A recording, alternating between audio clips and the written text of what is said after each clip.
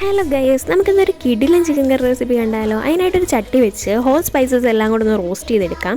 2 തക്കാളി ഞാൻ എടുക്കുന്നുണ്ട്. അവരെ ഒന്ന് ചുട്ടെടുത്ത് അവരുടെ സ്കിന്നൊക്കെ റിമൂവ് ചെയ്ത് ഈ മസാലയുടെ കൂടെ നമുക്ക് ഇട്ടൊന്ന് പേസ്റ്റ് ആക്കി എടുക്കാം.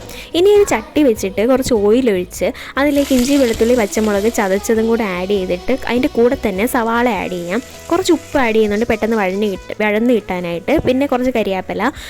ഇനി മസാലാസാണ്. മഞ്ഞൾപ്പൊടിയും മുളക് പൊടിയും നമ്മൾ നേരത്തെ അരച്ച് വെച്ച മസാലക്കൂട്ടുണ്ടല്ലോ, അവരെയും കൂടെ ആഡ് ചെയ്ത് നന്നായിട്ട് വഴറ്റിയെടുക്കാം. നന്നായിട്ട് വഴന്ന് കഴിയുമ്പോൾ കുറച്ച് വെള്ളം ആഡ് ചെയ്തിട്ട് ഒരു പുളിക്ക് ഹാഫ് ലെമൺ സ്ക്വീസ് ചെയ്ത് ഒഴിക്കുന്നുണ്ട്. പിന്നെ കുറച്ചുകൂടെ വെള്ളം ആഡ് ചെയ്ത് അതൊന്ന് നന്നായിട്ട് തിളയ്ക്കണം കേട്ടോ. ഞാനിവിടെ തിളയ്ക്കുന്നതിന് മുന്നേ ചിക്കൻ എടുത്തിട്ടു. അങ്ങനെ ചെയ്യരുത്, തിളച്ചിട്ട് ഇടാവുള്ളൂ. ഇനി കരിയാപ്പിലയുടെ 2 തണ്ടും കൂടെ മേളിലൊരു അർബാളത്തിന് വെച്ചിട്ട് അടയ്ക്കാം. ഒരു 20 മിനിറ്റ് കഴിഞ്ഞ് തുറന്ന് നോക്കുമ്പോൾ എൻ്റെ മോനെ തിളയ്ക്കുന്ന തിളപ്പുണ്ടോ? ഒന്നുമില്ല, ഇത്രേ ഉള്ളൂ കേട്ടോ. ഇനി ഇത് നമുക്ക് നെയ്ച്ചോറിൻ്റെ കൂടെയോ ഇടിയപ്പത്തിൻ്റെ കൂടെ ഒക്കെ അടിപൊളിയാണ്. Try it out guys, by.